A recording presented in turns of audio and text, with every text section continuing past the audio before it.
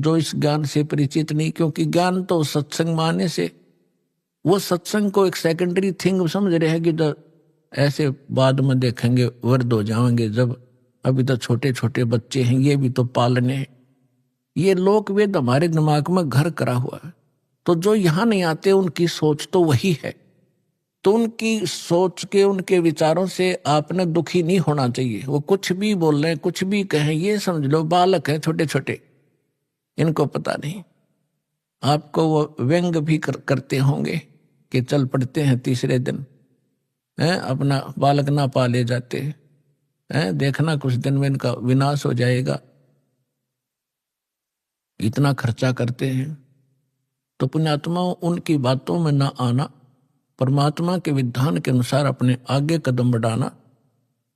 फिर कुछ दिनों में देखना आपके घरों में इतने सुख होंगे, इतनी बरकत होगी, वो पड़ोसी जो नाम नहीं ले रहे वो देखा करेंगे झुक झुक के, ये ल्यावे कहाँ से है।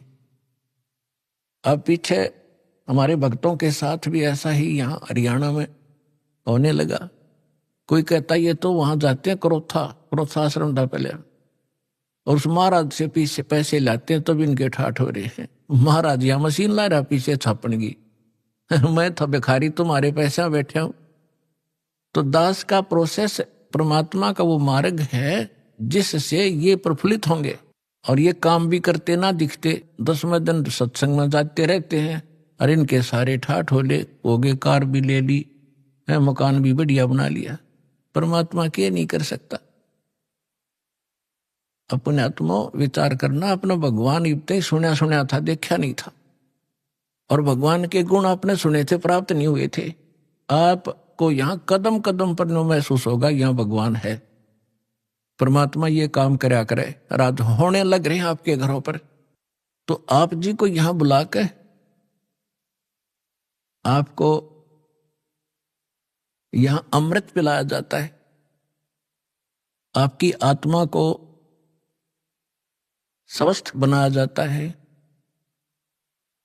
जैसे छोटा सा बालक होता है, लड़का या लड़की, गली में बच्चों के साथ खेल रहा होता है, और वो तो इतना मस्त हो जाता है बच्चों में, उसने खाने पीने की भी परवाह नहीं होती। फिर माँ जाती है कि काफी देर होगी मेरे बच्चे ने आया नहीं, ना खाना खा गया ना दूध पी के गया।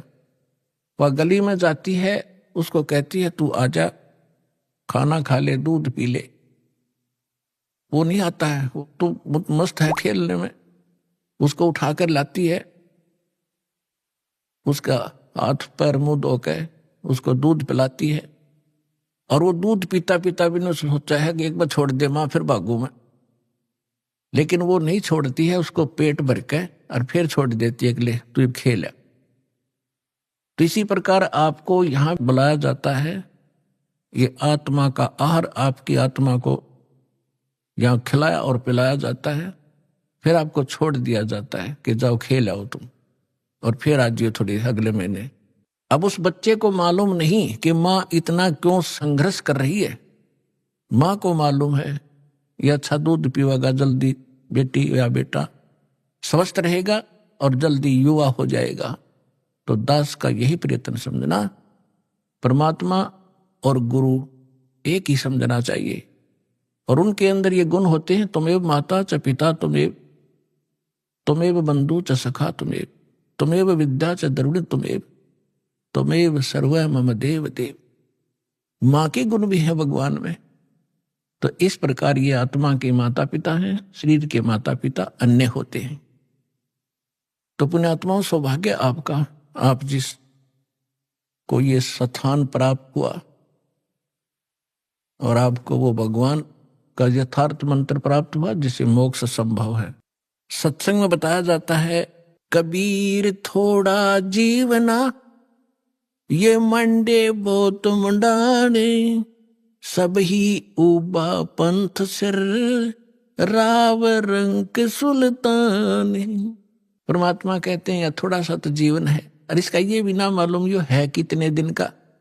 हम अप्रोक्सीमेटली जीते हैं ये सोच करके 80-90 वर्ष तक जीवन रहता ही रहता है।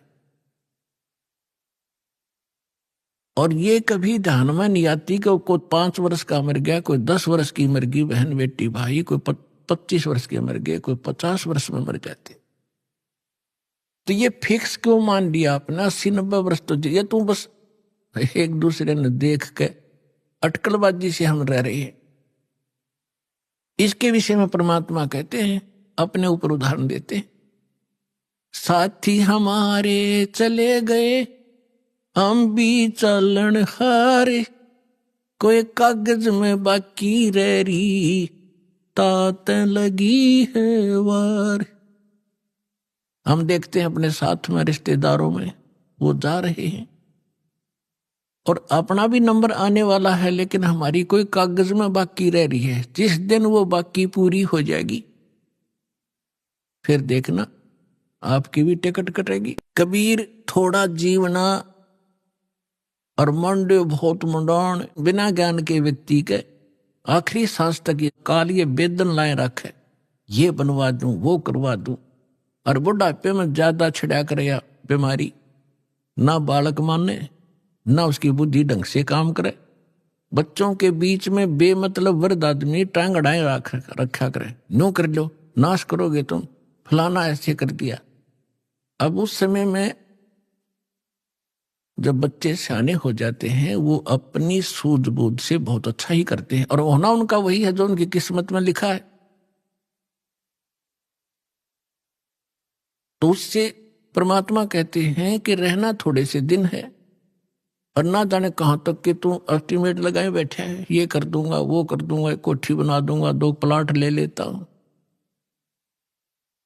परमात्मा कहते हैं ये बिना ज्ञान के डले ढोरे हो तुम, 1 मिनट का भरोसा नहीं और मुकदमे कर रहा जमीन पे। कौरव पांडव लड़का मर गए इसी पृथ्वी पे या यही रहेगी और वो सत्यानाश करवाएंगे। इन्हीं एकड़ जमीनों पर, इन किलों पर जो आज आप कब्जा करे बैठे हो, अरबों खरबों पुरानी मर गए, इनको अपना मान के काया तेरी है नहीं ये माया कहां से हो, चरण कमल में ध्यान रखो भाई इन दोनों को खो। ना काया तेरी, माया कहां से होगी जिसको ठीक है चिपका बैठा। उसके लिए परमात्मा कहते हैं भगवान के चरणों का चिपका रहे, भक्ति करता रहे। और जब तक यहां रहे इसको समझ ले एक रेस्टोरेंट है और जैसा भी रेस्टोरेंट तुझे तेरे भाग में मिला है उसमें सब्र कर, संतोष कर, अपना टाइम पास कर। जो उद्देश्य लेकर तू उस रेस्टोरेंट यानी धर्मशाला में कोई कमरा बुक करा कर रह रहा है, उसका उद्देश्य क्या था, वो उद्देश्य यहां बताया जाता है। ये तन सराय धर्मशाला है, ये तन सराय में जीव मुसाफिर करता रहे दिमाग रे, रात बसेरा कर ले डेरा चले सुबेरा त्याग रे।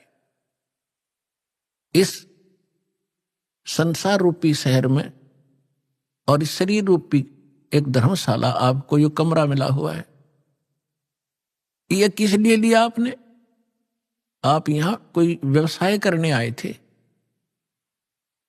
राम नाम निज सार है, राम नाम निज मूल, राम नाम सौदा करो, राम नाम ना भूल। हम ये सौदा करने आए थे राम नाम का और वो हम भूल गए इस सराय में और बकवाद करने लग गए। कोठी बना लूं, बंगला बना लूं, घुट्टी ला लूं, डीजे बजा लूं। ये कोरी बकवाद है। एक जो विद्यार्थी अपने विद्या ग्रहण ना करके शराब पीवे, सिनेमा देखे और सैर सपट्टे को घूमता रहे तो वो उसके लिए हानिकारक है। इसी प्रकार मानव शरीर प्राप्त प्राणी एक विद्यार्थी है और विद्यार्थी को अपना वही कार्य करना चाहिए जो उसका होता है। हम उसको भूल गए और काम बकवादों में लगे हुए हैं, तो जिस कारण से हमने अपने असंख्य जन्म नाश कर दिए। तो पुण्यात्मा, आपका सौभाग्य है कि आपको ये मार्ग मिला, ये ज्ञान मिल रहा है और ये ज्ञान ऐसा है आपकी आत्मा को झंझोड़ कर धर देगा। क्योंकि इसमें दोनों गुण हैं। एक तो आपके पाप नाश होंगे इस अमृतवाणी से, जो दास के मुख से जो बोला जा रहा है, चाहे वो टीवी के पर, चाहे कोई सीडी कैसेट में, इसका प्रभाव आप पर विशेष होगा। और यही वाणी आपने सुनते कबीर पंथिया नर फलाना नकरा कितने को बरस हो गए, किसे का असर नहीं। सत्संग में बैठे तो ना डलाए जाएंगे, हाँ सही जाते वो एक कर्म करेंगे जो ना करने चाहिए, क्यों उनका असर उनका हो ही नहीं सकता, वो अधिकारी नहीं है। एक राजा की रानी ने गुरु दीक्षा ले रखी थी। राजा इसका विरोधी था कि ये गुरु गरु ऐसे होते हैं, औरतों को बहकाए रखते हैं, इनसे पैसे ऐंठते रहते हैं। तो वो इस बात के पक्ष में नहीं था, लेकिन अपनी धर्मपत्नी के सामने वो घना विरोध भी नहीं कर पाता था। बार बार यही कहता था कि क्या रखा है गुरु बनाने में, भक्ति यहां कर लिया करो। तो वो कहने लगी जी मैं तो घना उत्तर जानती नहीं, आप गुरु जी के पास चलो, एक बार उनसे पूछ लो। उसने कुछ दिन के बाद सोचा चल इसके गुरु जी ने कह दूं, इसके सामने सुना दूंगा दो चार, फिर तो इसका मन हटेगा कुछ। चला गया गुरु जी से ने। गुरु जी के पास जाते ही वो तो संत तो ये कहते हैं बच्चा भक्ति करो, परमात्मा का नाम लिया करो। तो उसने राजा ने प्रश्न किया कि क्या गुरु बनाना घना जरूरी है? महाराज जी भक्ति तो घर भी हो सकती है। संत जी ने सोचा भाई अब मैं कुछ कह दूंगा तो कति ज्यादा ही गुस्से मारा है, और फिर रास्ता कर दी। आप बैठ गया सिंहासन पे, और संत के लिए नीचे एक अलग से कुर्सी ना दी, और काफी वजीर वजार उसके वहां खड़े थे। अब संत जी जाकर खड़े हो गए, वहां सैनिक भी खड़े थे, गार्ड। संत जी ने कहा कि ए सिपाहियों, इस व्यक्ति को अरेस्ट करो। राजा की तरफ संकेत किया। अब वो सिपाही उस संत के कहने से राजा की को कैसे अरेस्ट कर ले? 2 बार कहा, तीसरी बार कहा अरे सुना नहीं तुमने? अब राजा पहले तो हंस रहा था कि क्या मजाक कर रहा है, फिर उन्होंने सोची तो भाई कति दर्द हो गया, कति राजा पाठ खींच मेरा छीन ले। राजा ने कहा सैनिकों अरेस्ट करो इसको। इतना कहना ही था, उस बाबा जी की दोनों तरफ तो बांह पकड़ ली सिपाही ने, चरचरा नाक है, और ये इंतजार कर रहे थे अब क्या आदेश है नेक्स्ट। तब संत ने कहा कि हे राजन, गराय आदमी की नो बेइज्जती करवाया करें। तो उस राजा ने कहा कि आप क्या कह रहे थे? कि मैं आपके प्रश्न का उत्तर देने आया था जो आपने उस दिन किया था, ये उत्तर दे रहा हूं मैं आपका। ये क्या खाक उत्तर दिया? राजा ने कहा कि मुझे छुड़वा तो दे, फिर मैं कुछ बात बताऊं। तो उसने कहा छोड़ दो, उन्हें छोड़ दिया, खड़े हो गए दूर। तो राजा संत ने कहा कि देखो जी आप राजा हो, ये आपके सेना है। अब ये शब्द मैंने कहा था जो आपने बोला, मैंने कहा था इसको अरेस्ट करो, ये टस से मस नहीं हुए, और यही आपने बोला था, इसने मेरे को उठा लिया ऊपर ने। तो ये आपके वचन से काम करेंगे, आपके वचन की शक्ति से चलते हैं। इसी प्रकार अध्यात्म मार्ग का मैं महाराज हूं, और जो वचन मैं कहूंगा वो क्रियावान होंगे। आप जैसे थे 100 वर्ष कहे जाइए, इन मंत्रों को कभी लाभ नहीं देंगे। समझदार को संकेत पर्याप्त है। तो परमात्मा कहते हैं कबीर एक दिन ऐसा होएगा, सबसे पड़े बिछो, राजा राना राव रंग, सावधान क्यों न हो। एक दिन ऐसा होगा सब ते बिछड़ोगे तुम, और कोई तुम्हारे साथ नहीं जागा।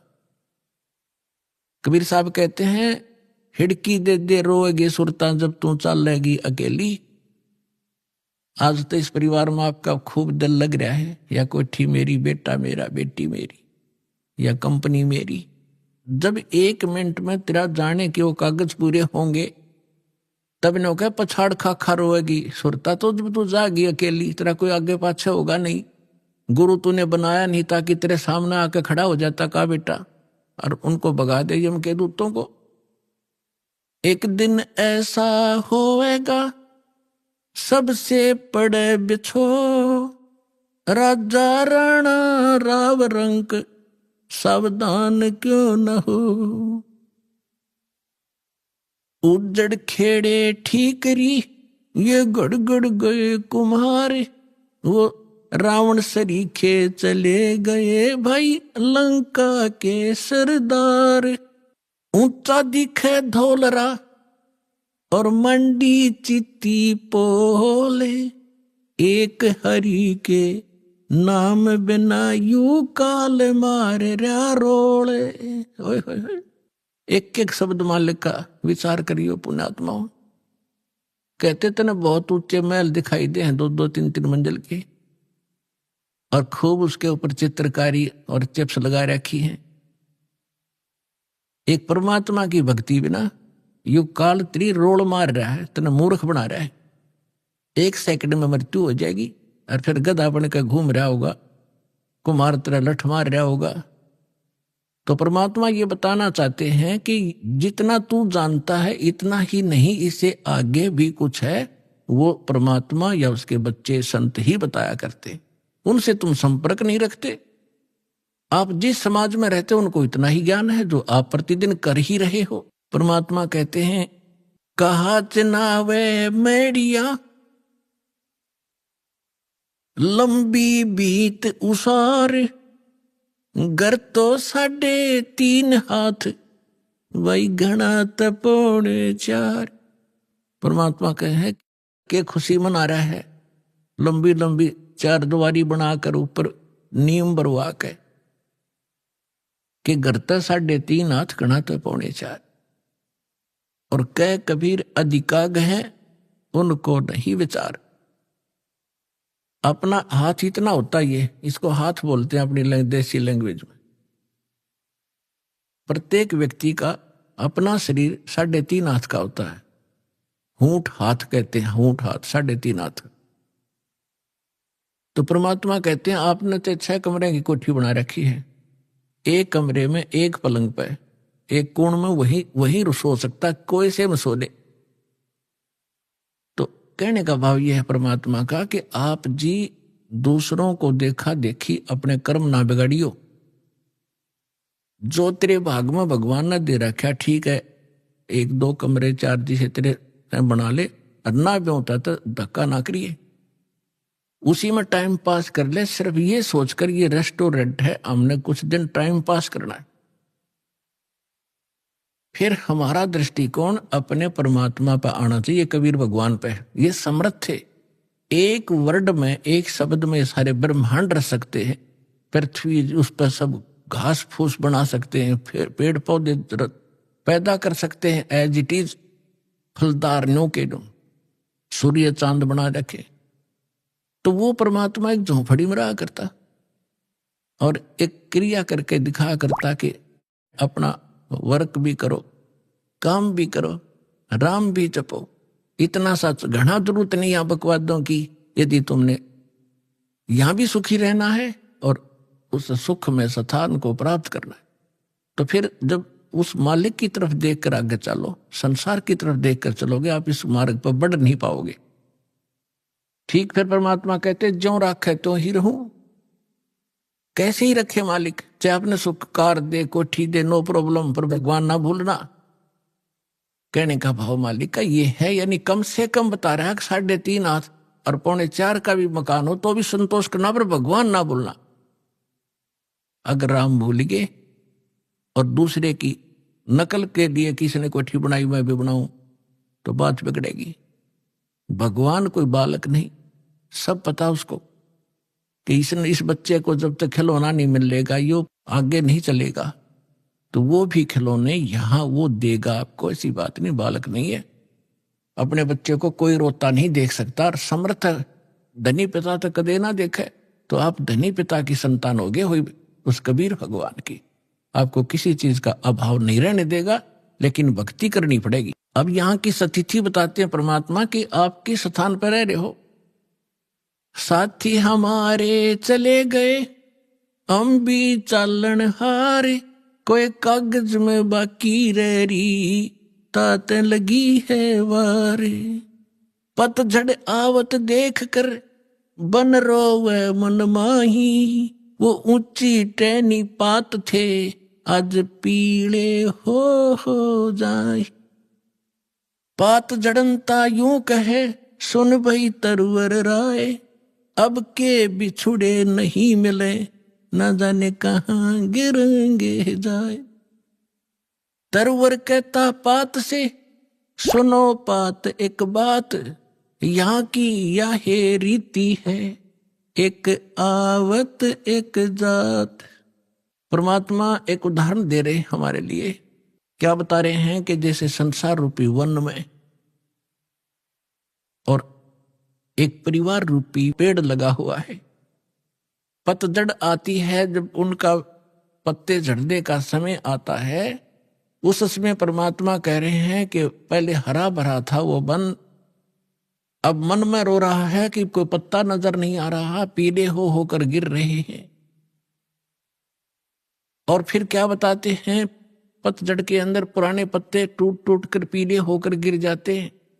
कोई गंदे नाले में गिरता है, कोई पशुओं के पैरों के नीचे काटा जाता है, या कोई इकट्ठा करके फूंक दिया जाता है। उसकी तुरंत बाद छोटी छोटी कोपर फूट आती है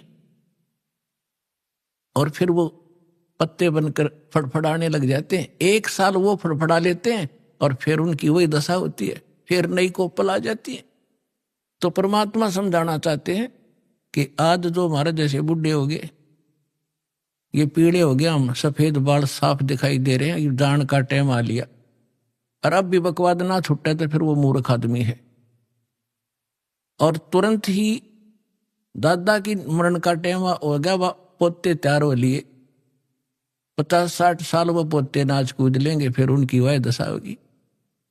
तो परमात्मा कहते तुम रह कहाँ रहे हो, कदे बुद्धि से काम लिया, और लिया तो कोई विकल्प नहीं था। आज आपके सामने विकल्प है इसका कि ये काम करके आप इसको सदा के लिए समाप्त कर सकते हो। परमात्मा समझा रहे हैं कि पतझड़ आवत देखकर बन रोवे मन माही, ये ऊंची टहनी पात थे ये पीले हो जाए। पात जड़नता यूं कहे सुन भई तरवर राय, अब के बिछुड़े नहीं मिले ना जाने कहाँ गिरेंगे जाए। जैसे कोई व्यक्ति को पता लग जाता है कैंसर होगी, डॉक्टर ने बता दिया कि अब 10 दिन का मेहमान है, सभी रिश्तेदार इकट्ठे होने शुरू हो जाते हैं, कुल के लोग भी हाजिरी लगाना शुरू कर देते हैं। और वो कहता है, उसको उस समय महसूस होता है कि जिस परिवार में मैं रह रहा था इसमें रह नहीं पाऊंगा, जाना पड़ेगा। तो वो अपने आप कहता है भगवान अब क्या होगा मेरा, ना जाने कहाँ जाऊंगा। तो कुल के लोग सांत्वना देते हैं, भाई चिंता ना करें, यहाँ तो सबके साथ ऐसी ही बनती है, कोई पहले मर गया कोई पीछे मर गया, ये तो सबने ही जाना है। तो यहाँ की ये एक रीति है, और ऐसी सांत्वना हम देकर उसको संतोष देते हैं, और अपनी चिंता फिर नहीं रहती। हम सोचें इसको कुछ सांत्वना दें कि वो ठीक ठाक मर गया। तो यही उदाहरण दे रहे हैं परमात्मा के पात जड़नता यूं कहे, एक परिवार से निकल कर जाने वाला जो व्यक्ति मरने वाला कह रहा हो सुन भई तरवर राय, अब के बिछुड़े नहीं मिलेंगे तेरे तय, ना जाने कहाँ गिरेंगे जाए, ना जाने कुत्ते बनेंगे गधे बनेंगे, पता नहीं कहाँ दुर्गति होगी। अब तरवर कहता पात से सुनो पात एक बात, यहाँ की यह एक रिवाज है, परंपरा है, रीति है। एक आवे पोता आ गया, दादा की टिकट कट गई, एक आवे एक दात, यहाँ यह चिंता तो करा मत, ये तो होगा। अब इसका विकल्प बताते हैं परमात्मा, अगम निगम को खोज ले बुद्धि विवेक विचार, उदय अस्त का राज मिले तो बिन नाम बेगार। पूरी पृथ्वी का राजा यदि ये सत साधना नहीं कर रहा तो बेगार कर रहा है, बेगार, वो डले ढो रहा है। जब राजा डले ढो रहा तो आप अपने हिसाब लगा लो, एक जनसाधारण नागरिक राजा को तो सक्षम मानता है, समर्थ मानता है, उसके आगे भीख मांगता फिरता है। और परमात्मा कहते हैं वो भी डले ढो रहा है जो सत भक्ति नहीं करता। अब बेगार की डेफिनेशन बताऊंगा आपने, क्योंकि आप तो नई दुनिया में जन्मे हो, हम उस पुरानी दुनिया में जन्म कर नई से भी संबंधित हैं, इसलिए हमने पिछले भी सारे फार्मूले याद हैं और वर्तमान के भी। इसलिए दास आपको परमात्मा ने जो वाणी बोली वो पहले बोली थी, उसमें हमारे पुराने शब्द घने हैं जो आज के बच्चे उनको समझ नहीं सकते बेगार के चीजों से। तो इसलिए परमात्मा ने दास को ऐसे समय में यहां पटका ताकि मैं परमात्मा की वाणी को दास ठीक से समझ के उसके बच्चों को निर्णायक तरीके से समझा सकूं।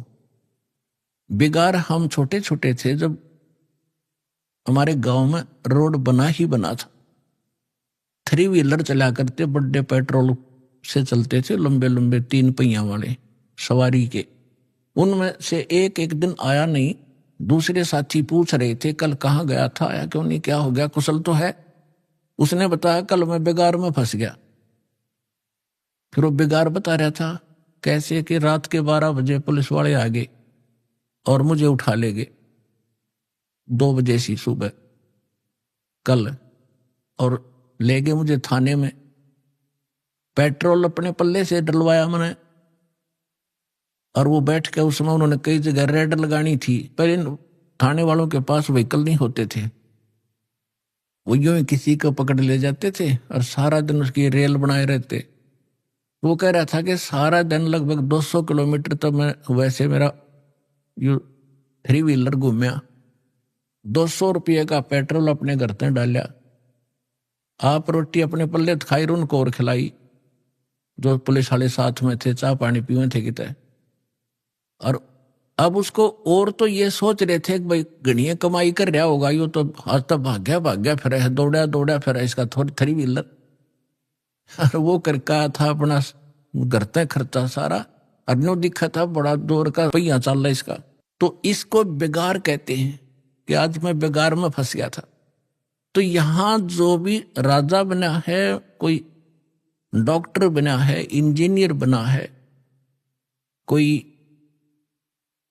IAS IPS अधिकारी बने हैं, या कोई जज बने हैं, या कोई एडवोकेट बने हैं, या कोई सेठ बना है, या कोई मंत्री, मुख्यमंत्री, प्रधानमंत्री, राष्ट्रपति बने हैं, ये पिछले जन्म के पुण्यकर्मी प्राणी होते हैं।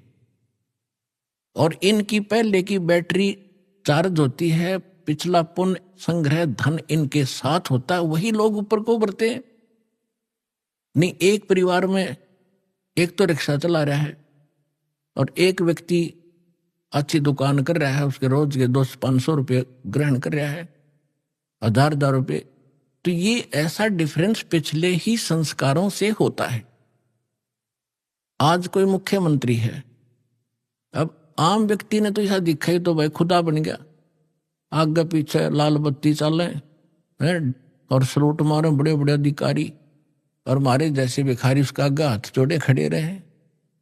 तो उसको भी परमात्मा ने कहा ये तो छोटे से टुकड़े का राजा यदि पूरी पृथ्वी का शासक हो, और जिसके पास भक्ति नहीं है वो बेगार कर रहा है, वो डले ढो रहा है, वो अपने पिछले पुनों से उस 3 व्हीलर वाले की तरह घूमता तो घना स्पीड तो दिखे, ठाठ बाट दिखे, लेकिन वो अपने घर से पूंजी नष्ट कर रहा है, अपने पिछले पुनों को खोकर नाश करके अगले जन्म में कुत्ते की योनि में, गधे की योनि में जागा। इसलिए परमात्मा कहते हैं अगम निगम को खोज ले, बुद्धि विवेक विचार, उदय अस्त का राज मिले, तो बिन नाम बेगार। पृथ्वीपति चकवे गए, जिनके चक्र चलंत, रावण सरीखे कौन गिने, गए अनंत।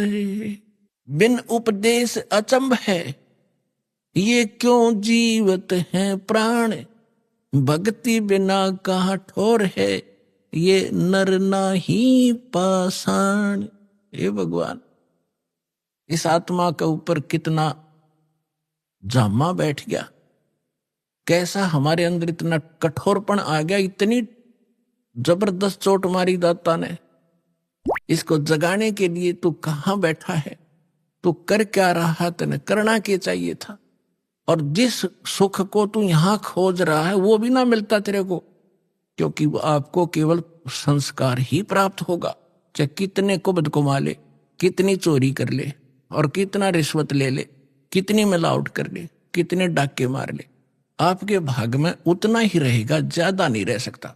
कल आपने चोरी करके 2 लाख कमा लिया, अगर कोई ऐसी समस्या पैदा हो जाएगी 4 लाख में पंडा छूटेगा। और पैसा रहा नहीं, वो कर्म बिगाड़े थे वो जो के तू तेरे सर पर धरे रह जाएंगे, वो तेने भोगने पड़ेंगे। तो परमात्मा कहते हैं कि बिन उपदेश, देखो उपदेश माने गुरु के शिक्षा और दीक्षा, दोनों उपदेश में आ जाते हैं। जो बिन उपदेश आश्चर्य है, अचंभ है, ये क्यों जीवित है, जीव प्राण, और भक्ति बिना काठोर है। ये नर नहीं, मनुष्य नहीं है, ये तो पत्थर है। इतना विवेक नहीं रखते ये लोग। नर नाही ये पाषाण, जिनके इतना ज्ञान और ऐसी भगवान की वाणी का असर नहीं हो रहा, कहते मानुष नहीं है। फिर ये तो पत्थर जैसे हृदय के इंसान हो गए। पाप कर्मों का ज्यादा प्रभाव है। और फिर जैसे आपको अभी आपने सुना कि मिलना भाग्य ही है, भाग से अधिक हो नहीं सकता। और जो आपने 2 नंबर के काम करे वो कर्म और बिगाड़ लिए, वो पाप आपके साथ रहेंगे, धन नहीं रहेगा। फिर इसका विकल्प बताया परमात्मा ने। ठीक है, अनजानपने में जो गलती होगी सो होगी, आगे से सतर्क हो जाओ, यहां से दीक्षा लो, आपके पिछले पाप भी नाश होंगे। आगे आपके भाग्य में ना होगा, ये समर्थ है, आपके नए लेख लिख देगा ये कबीर भगवान। वो समर्थ शक्ति है, समझ लेना इस बात को।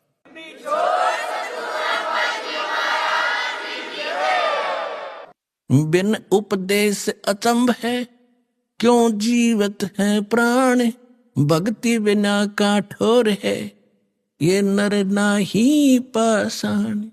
आगे गए ना बावड़े, रहते भी सब जा, बिन साहेब की बंदगी, कहीं ठोर ठिकाना ना।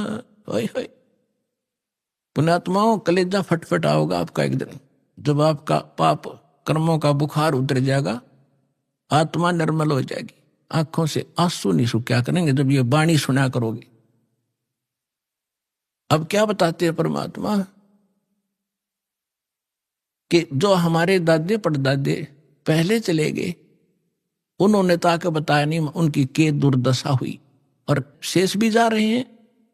अब भगवान आके बताते हैं स्वयं, और फिर उस जिन संतों से वो मिलते हैं वो संत बताते हैं। तो क्या बताते हैं कि पहले चले गए वो तो वापस नहीं आपको बताने आए, और रहते भी सब जा रहे हैं। और बिन साहेब की बंदगी, बिना भगवान की भक्ति की तो ठोर ठिकाना। अब यहां समस्या और आती है, भगवान कौन है, साहेब कौन है। अब ये दास ने आपको बहुत बार बता रखा है, इसको बार बार रिवाइज ना करूं, क्योंकि देखो एक तहसीलदार भी साहब है, मालिक है, स्वामी है। एक कमिश्नर, डिप्टी कमिश्नर भी, डीसी भी स्वामी है, डीएम बोल रहे कई जगह उसको। और मंत्री भी, पर मुख्यमंत्री भी साहब है, प्रधानमंत्री भी साहब है, राष्ट्रपति भी साहब। तो यहां कौन से साहब की तरफ संकेत किया गरीबदास जी ने, उनका कौन साहब था। अनंत कोट ब्रह्मांड का एक रुति नहीं भार, सतगुरु पुरुष कबीर हैं ये कुल के सिरजनहार। हम सुल्तानी नानक तारे दादू को उपदेश दिया, जात जुलाहा वेद न पाया वो काशी में कबीर हुआ। यानी ये भगवान भी बता दिया है वो साहेब कौन सा जिसकी भक्ति करनी चाहिए। ये वो परमात्मा है जो काशी में धानक जुलाहे रूप में कबीर नाम से आए थे। ये अनंत कोट ब्रह्मांड का स्वामी, ये है मेरा साहेब। तो यहां कहते हैं अग गए ना बावड़े, रहते भी सब जा, और बिन साहेब की बंदगी कहीं ठोर ठिकाना ना। जैसे आज यहां प्रधानमंत्री बन गया, भक्ति की नहीं तो राजा का नेक्स्ट जीवन गधे से शुरू होता है। ये विधान बता रखा है भगवान। अब गधे का जीवन जब पूरा होगा वहां मृत्यु, फिर कहेंगे चलो कहा कोई पुण्य बना है तो स्वर्ग में जाओगे, स्वर्ग का समय निर्धारित है आपके पुण्यों के आधार से। आपकी पूंजी जब समाप्त हो जाएगी फिर चलो नरक में, पाप वहां भोगने पड़ेंगे। जब तक हम कबीर साहब की शरण में नहीं आते, इस दास से उपदेश लेकर सत भक्ति आप नहीं करोगे, तो आपको केवल वर्क डन मिलेगा। जैसा कर्म किया वैसा ही भगवान आपका, थारा भगवान उस उतना ही फल देता रहता है। जिसको तुम भगवान मानते थे वो केवल इतना ही काम कर सकते हैं, जैसा कर्म वैसा ही फल। और ये परमात्मा आपके पाप नाश करेगा, ना भाग्य में होगा, और आपको आवश्यकता होगी नो नहीं बेमतलब डिमांड करोगे वो नहीं मिलेगा। एक विद्यार्थी जो आवश्यक वस्तु मांगता है, पिता माता वही देते हैं। और वो मांगा मैंने बंदूक खिला दे कि पागल है पिताजी, विद्यार्थी को गन ला के देगा तो ऐसी डिमांड करोगे फिर नहीं मिलेगी आपको। हाँ, जो आवश्यक होगी, समर्थ पिता सब कुछ देगा अपने बच्चे को, हर पल पल पर सारी सुविधा देता है, तो आप समर्थ की शरण में आ गए हो। अब फिर उसके बाद जब आप नरक में जाओगे, फिर नरक से कहेंगे चलो समय पूरा होगा, कुत्ता बनो, कुत्ते का समय पूरा हुआ, चलो आगे नेक्स्ट जीवन। और फिर कभी मनुष्य बन गए भूल भटक कर, फिर यही क्रियाएं, फिर मृत्यु, फिर चलो। तो कहते हैं आगे गए ना बावड़े, ये रहते भी सब जा, और बिन साहेब की बंदगी कहीं ठिकाना ठिकाना ना। और इस परमात्मा की भक्ति ना करने से क्या कहते हैं, संसा शोक सराय में सुतक दिन राती, जीवत जग में जूते पड़े फिर जम तोड़े छाती। कि सब किसी ने देख ले, किसी का ज्ञान कंप्लीट नहीं, सब शंका के अंदर है, सबको संशय बना हुआ है, सबको ये चिंताएं सता रही है। कहते संसा शोक सराय में, इस मनुष्य रूपी सरा में ये तुम्हारे अंदर भर रखी काल ने। और सुतक दिन रहती, सुतक एक टेंशन खत्म हो दूसरी तैयार, वाह कितना तो सेट हो इतने तीसरी तैयार। कहते सूतक सी हो रहे तुम्हारे इस दिमाग में,